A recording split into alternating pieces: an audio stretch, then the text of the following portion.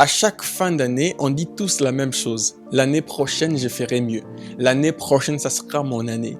Mais la vérité, c'est que beaucoup de gens vivent une nouvelle année sans jamais comprendre l'ancienne. Et cela a pour résultat de répéter exactement les mêmes erreurs. Ils prennent exactement les mêmes mauvaises décisions et au final, ils tournent en rond. Écoute ici, tu ne peux pas réussir 2026 si tu ne comprends pas pourquoi est-ce que 2025 n'a pas marché. Albert Einstein avait l'habitude de dire, il disait que la folie, c'est de faire toujours la même chose et s'attendre à un résultat différent. Les mêmes erreurs occasionnent les mêmes chutes. Tu ne peux pas faire exactement la même chose et s'attendre à ce que les résultats soient différents. Non, ça ne marche pas comme ça. C'est pour cela qu'aujourd'hui, on va pas parler des résolutions compliquées. On va parler d'un exercice simple, concret, faisable par tout le monde. Faire les bilans de son année. On va voir pourquoi est-ce que c'est important et surtout comment le faire correctement, sans prise de tête. Alors, commençons premièrement par comprendre pourquoi faire le bilan. Pourquoi est-ce que c'est important de faire son bilan? Alors, premièrement, pourquoi est-ce que c'est important? Parce que sans bilan, tu avances à l'aveugle. Imagine quelqu'un qui conduit sans jamais regarder les rétroviseurs.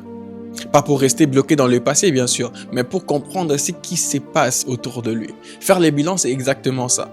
C'est être conscient de ce qui se passe autour de toi, ce qui te permettra justement de garder les contrôles, de rester le maître justement de ta vie.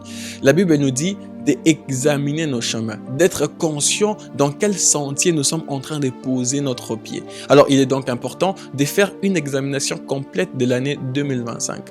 Pourquoi est-ce que c'est important? Deuxièmement, parce que tu répètes souvent ce que tu n'analyses pas. La raison pour laquelle tu as l'impression que tu n'évolues pas, c'est parce que tu ne t'évalues pas. Lorsque tu n'analyses pas quelque chose, tu auras tendance à répéter cela. Pose-toi cette question honnêtement. Est-ce que certaines situations de 2024 sont revenues en 2025? Les mêmes conflits, les mêmes blocages financiers, les mêmes mauvaises habitudes que tu as vécues en 2024, tu as l'impression que même en 2025, tu as vécu la même chose. Et cela n'est pas un hasard. Faire les bilans, c'est dire, ok, ça n'a pas marché, mais pourquoi? Et ça change tout. Troisièmement, pourquoi faire les bilans? Parce que ton cerveau apprend par l'expérience. Écoute ceci, la sagesse, ce n'est pas quelque chose de magique, ce n'est pas quelque chose qui vient comme ça au hasard. Non, la sagesse vient de l'observation. Ceux qui sont sages aujourd'hui les sont devenus par observation. Et d'ailleurs, la Bible dit de réfléchir à ses pas, d'être conscient de chaque pas que nous faisons. Faire les bilans, ce n'est pas se juger d'abord, mais c'est apprendre à mieux se connaître. Ainsi, tu deviens sage par le fait que tu te connais mieux toi-même. Ok. Parlons maintenant de comment faire le bilan d'une manière simple et efficace. Ici, pas besoin de cahier spécial, pas besoin de retraite spirituelle quelque part pour quelques jours, non, pas besoin de tout ça. Juste un moment calme, un stylo et surtout de l'honnêteté. Voici 4 étapes concrètes. Si tu appliques cela, tu verras que les choses vont complètement changer. Premièrement, note ce qui a bien marché. Prends 5 minutes et note toutes les choses que tu es fier durant cette année 2025. Des choses que tu as l'impression vraiment que voilà, ça je suis fier de cela. Note aussi les choses qui t'ont fait avancer. Les décisions que tu as prises qui t'ont fait avancer. Note aussi les choses positives que tu as apprises durant l'année 2025. Écoute, même si l'année a été difficile, il y a toujours quelque chose de bon à tirer, n'est-ce pas? La Bible dit, prenez le temps de reconnaître le bien. Cet exercice te redonne de la confiance en toi. Parce que tu auras l'impression que voilà, dans le lot de ce qui n'a pas marché, il y a quand même des choses qui ont marché. Deuxième étape, ce qui n'a pas marché. Alors maintenant, tu dois être honnête avec toi-même. Qu'est-ce qui t'a fait perdre du temps durant cette année 2025? C'est quoi exactement? Quelles sont les décisions que tu as eu à prendre, mais qui au final n'étaient pas la bonne? Quelles sont les habitudes qui t'ont freiné? Toi, tu les sais. Tu sais exactement où est-ce que ton temps est parti. Et ça, tu dois noter cela. Pas pour te culpabiliser, mais juste pour comprendre.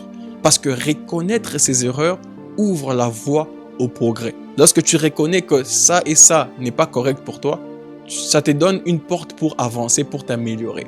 Troisièmement, c'est ce que tu as appris. Chaque erreur enseigne quelque chose. Demande-toi qu'est-ce que cette situation m'a appris sur moi? Qu'est-ce que cette rupture amoureuse m'a appris sur moi? Qu'est-ce que telle situation qui m'est arrivée m'a appris justement? Et comment est-ce que je ferai différemment aujourd'hui? Chaque situation nous enseigne d'une manière ou d'une autre quelque chose. Qu'est-ce que toi tu as appris? Même les mauvais moments, les moments difficiles ont un message. Et la Bible dit ceci, que tout concourt au bien de ceux qui aiment Dieu. Même ce qui te semble pourtant négatif, ce qui, voilà, pour toi c'est la fin du monde, peut servir à ton bien, a un message derrière. Alors tu dois comprendre justement qu'est-ce que tu as appris de tout ce que tu as vécu. Quatrièmement, pour finir, une décision claire pour la suite. Ici, pas besoin de 10 résolutions, mais une seule décision concrète par rapport aux situations justement qui n'ont pas marché. Par exemple, arrêter telle mauvaise habitude, mieux gérer ton temps, éviter d'être trop sur les réseaux sociaux, prendre plus soin de toi, faire un peu du sport. Tu as l'impression que tu as pris beaucoup de masse, fais un peu du sport parce que la sagesse commence lorsque tu passes à l'action. Il n'est pas ici question tout simplement d'écrire, mais il faut aussi passer à l'action après. Alors, comment entrer dans la nouvelle année 2026? Une fois que le bilan est fait, tu sais justement ce que tu veux garder, tu sais ce que tu veux changer, tu avances avec beaucoup plus de clarté, n'est-ce pas? Alors la Bible nous dit d'écrire ce que nous voulons construire. La prophétie, lorsque nous recevons la prophétie, nous devons l'écrire justement. Et c'est à toi aussi d'écrire, planifier concrètement ce que tu veux devenir en 2025. Ne regarde pas d'abord ce que tu veux avoir, regarde plutôt ce que tu veux devenir. Qu'est-ce que tu veux devenir durant cette année 2026 qui commence? Note ça quelque part et tu verras que cela va s'accomplir. Et pour finir, si tu veux que l'année prochaine soit différente, ne commence pas par faire plus, commence par faire mieux ce que tu fais déjà. Parce que c'est en réalité en faisant mieux ce que tu fais déjà que tu verras un réel progrès. Les bilans, ce n'est pas regarder en arrière avec regret, mais c'est regarder en avant avec intelligence. Prends 1 heure, fais cet exercice et tu verras la différence complètement dans ta vie. Si cette vidéo t'a été utile, like, abonne-toi, partage-la à quelqu'un qui en a besoin et dis-moi en commentaire quelle est la chose que tu veux améliorer en 2026.